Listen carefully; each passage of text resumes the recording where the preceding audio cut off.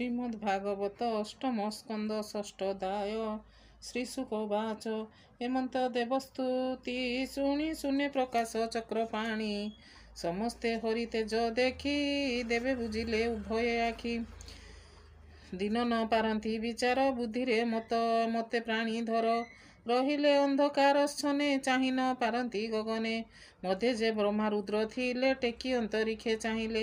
ଦେଖିଲେ ବିଷ୍ଣୁର ପ୍ରକାଶ ଶରୀରେ ପୁରିଛି ଆକାଶ। ନୀଳ ମହେନ୍ଦ୍ର ପ୍ରାୟ ଦିଶେ ଅରୁଣ ଲୋଚନ ପ୍ରକାଶେ। ବିକଚ ପୁଣ୍ଡରିକ ପ୍ରାୟ କନ୍ୟାକୁଣ୍ଡଳ ବେନି ସୋହେ। ତପ୍ତ କାଞ୍ଚନ ପ୍ରାୟ ବର୍ଣ୍ଣ ପୀତ ବସନ ପରିଧାନ। ପ୍ରସନ୍ନ ଚାରୁ ସର୍ବାଙ୍ଗ ସୁମୁଖ ସୁନ୍ଦର ସୁରଙ୍ଗ। ଅମୂଲ୍ୟ ମୁକୁଟ ଲଲାଟେ କାଞ୍ଚନ ଭୂଷଣ ପ୍ରକଟେ। ମର୍କତ ସ୍ତମ୍ଭ ଦୀର୍ଘ ଭୁଜେ ବଳୟ କଙ୍କଣ ବିରାଜେ। କାଞ୍ଚି କପାଳ ବଳୟରେ ଶୋଭିତ ହାର ନୂପରରେ। କୌସ୍ତୁଭ ମଣିକଣ୍ଠେ ଶୋହେ ତେଜ ପ୍ରକାଶ ଜନ ମୋହେ। କମଳ ବନମାଳା ରୂପେ ଉରେ ଲମ୍ବଇ ସୂକ୍ଷ୍ମ ରୂପେ।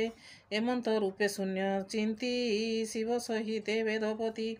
ଧ୍ୟାନେ ଗୋବିନ୍ଦ ପାଦେ ପଡ଼ି ସ୍ତୁତି କରନ୍ତି କର ଯୋଡ଼ି। ବ୍ରହ୍ମ ଉବାଚ ଅଜାତ ପୁରୁଷ ସ୍ୱଭାବେ ସୃଷ୍ଟି ସ୍ଥିତି ପାଳନ ଲୋଭେ। ଗୁଣ ବିସ୍ତାରୀ ତୁମ୍ଭେ କର ମହିମା ଅମୃତ ସାଗର। ଅଣୁହି ଅଣୁଭାବ ହୋଇ ସ୍ୱୟଂ ମାୟା ସୁଖେ ଯେ ଭଜଇ। ମହାନୁଭାବେ ଜଗତ ମହାପୁରୁଷ ନମସ୍ତୁତେ। ତୁ ନାଥ ସଂସାର ଧାରଣ ଏଣୁ ଅଶେଷ ରୂପ ଗୁଣ। ଆଗମ ନିଗମ ସମ୍ପାଦି ବିଚାର ସଂଖ୍ୟା ଯୋଗ ବିଧି। ବେଦ ବିହିତ ରବି ତଳେ ମନ ବଚନର ନିଶ୍ଚଳେ।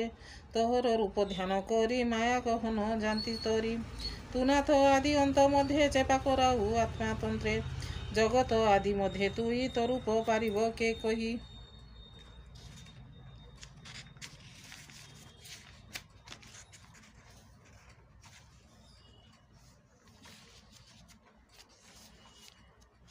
ମୃତ୍ତିକା ଘଟେ ପ୍ରାୟ ହୋଇ ତୋରୂପ ବିଶ୍ୱ ପ୍ରକାଶ। ଏଇ ଆତ୍ମା ଆଶ୍ରୟ ମାୟା କରି ତୁଏ ସଂସାରେ ରୂପ ଧରି। ସଂସାରେ ପଶୁ ଆତ୍ମା ରୂପେ ସୁଖ ବିହାରୁ କଳ୍ପେ କଳ୍ପେ। ନିର୍ମଳ ଚେତାମୁନି ଗଣେ ତୋତେ ଦେଖନ୍ତି ସୁଧ ମନେ। ଯଥା ନଳ କାଷ୍ଠ ଥାଏ ଯେନେ ଅମୃତ ଗୁରୁ ଦେହେ। ଧରଣୀ ଦେହେ ଯେନେ ଅନ୍ନ ସଂଯୋଗ କୃଷି କର ଶଣ। ମନୁଷ୍ୟ ନାନା ଯୋଗ ବଳେ ଭଜନ୍ତି ତୋ ପାଦ କମଳେ। ନମିଣ ତୋ ଚରଣ ତଳେ ଭବସାଗରୁ ତରି ଗଲେ। ସର୍ବେ ନମନ୍ତି ତୋ ଚରଣେ ତୁ ସ୍ଥିର ସଂସାର ଧାରଣେ। ବାଞ୍ଛିତ ଅର୍ଥ ଫଳ ପାଆନ୍ତି ନାନା ପ୍ରକାରେ ତୋତେ ଚିନ୍ତି।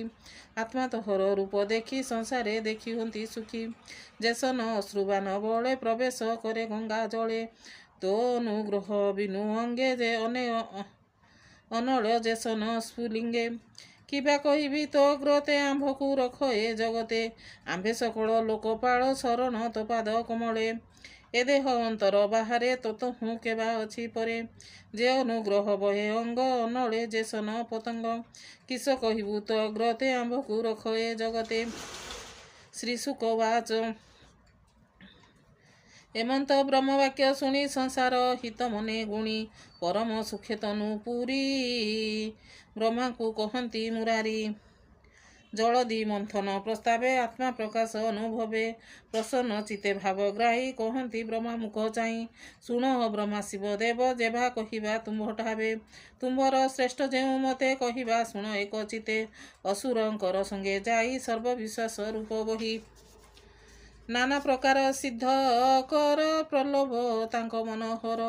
ଯାବତ ସିଦ୍ଧ ନୁହ କାର୍ଯ୍ୟ ତାବତ ମିତ୍ର ଭାବ ଭଜ। ଆପଣା କାର୍ଯ୍ୟ ସିଦ୍ଧି ଅର୍ଥେ ଶତ୍ରୁଙ୍କୁ ଭଜିବି ସମସ୍ତେ। କାର୍ଯ୍ୟ ସରିଲେ ନିଜ ଭାବେ ସର୍ବେ ରହନ୍ତି ଆତ୍ମା ଲୋଭେ।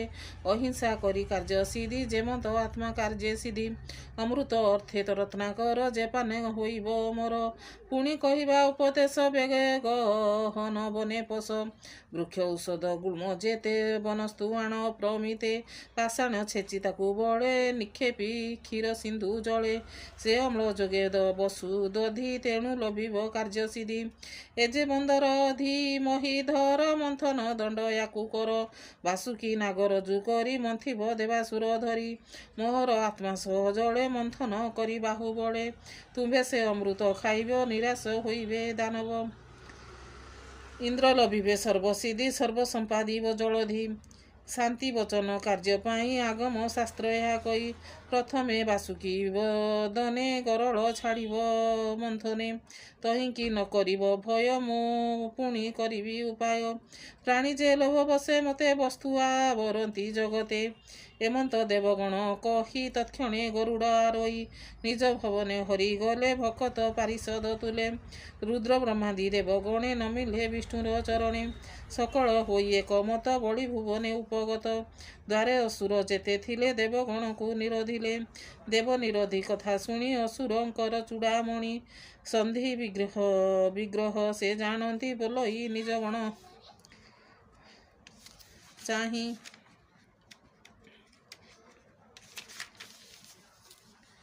ଦେବଙ୍କୁ ଛାଡ଼ି ତୁମ୍ଭ ଦ୍ୱାର କିଏ ବା କରିବେ ବିଚାର ଏମନ୍ତ ବଳି ଆଜ୍ଞା ପାଇ ଦ୍ୱାରେ ଛାଡ଼ିଲେ ଭାବ ବହି ବଳି ନିକଟେ ଦେବ ଯାଇ ଜୟ ଶବଦ ଉଚ୍ଚେ ଗାଇ ବଳିକି ଦେଖିଲେ ଆସନ ବେଷ୍ଟିତ ଅସୁର ଗହଣେ ସର୍ବସମ୍ପଦ ଯାର ଘରେ କିବା ଉପମା ଦେବାତାରେ ନିଜ ଶରୀର ତେଜପୁଞ୍ଜେ ଦିଗପାଳଙ୍କ ତେଜ ଗନ୍ଧେ ଇନ୍ଦ୍ର ଯେ ବଳି ମୁଖ ଚାହିଁ ବିଶ୍ୱାସେ ପ୍ରବଚନ ପୁଛଇ ଶୁଣ ରାଜନ କହୁ ତୋତେ ଏ ତିନି ଲୋକ ଶୁଭ ଅର୍ଥେ ଦୁର୍ବାସା ସାପ ମହାଘୋର ସମ୍ପଦ ନାସିଲା ମୋହର ସୋମ ସବିତା ତେଜ ଗଲା ସ୍ୱାହା ସ୍ୱଧା ହୀନ ଚଳିଲା କମ୍ପଇ ଏ ତିନି ଭୁବନେ ସର୍ବେ ହୋଇଲେ ଦୁଃଖସନ ଏଣୁ ବିଷ୍ଣୁ ଭୁବନେ ଯାଇ କହିଲୁ ବ୍ରହ୍ମା ରୁଦ୍ର ରାଇ ସେ ପୁରୁଷୋତ୍ତମ ବଚନ ଶୁଣ ରାଜନ ସାବଧାନ ବଇଲେ କ୍ଷୀର ଜଳଧି ଅମ୍ଳ ସଂଯୋଗ କର ଦଧି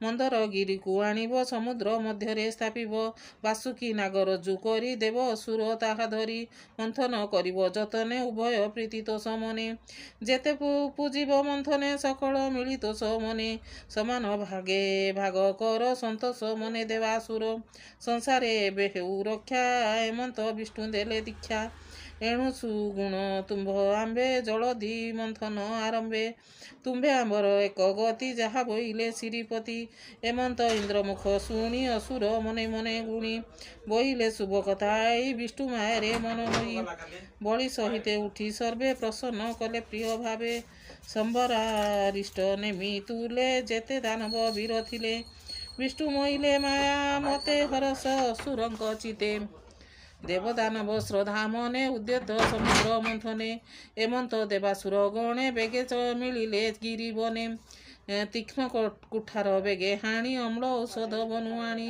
ପର୍ବତେ ଛେଚି ପ୍ରତି ଶିଳେ କ୍ଷୀର ସମୁଦ୍ର ପକାଇଲେ ସେ ଦୋଷୁ କ୍ଷୀର ଅନ୍ନ ବେ ଦଧି ହୋଇଲା ଅମ୍ଳ ଯୁଗେ ଦେବଦାନବ ପ୍ରିୟମାନ ମିଳିଲେ ଗିରି ସନ୍ନିଧାନେ ନାନାଦି ତୀକ୍ଷ୍ଣ ଶସ୍ତ୍ର ଧରି ଉପାଡ଼ି ଘୋରନାଦ କରି ଇନ୍ଦ୍ରର ତୁଲେ ଦେବ ଯେତେ ଅସୁରେ ବଳିର ସହିତେ ସମସ୍ତେ ଗିରିମୁଣ୍ଡ କଲେ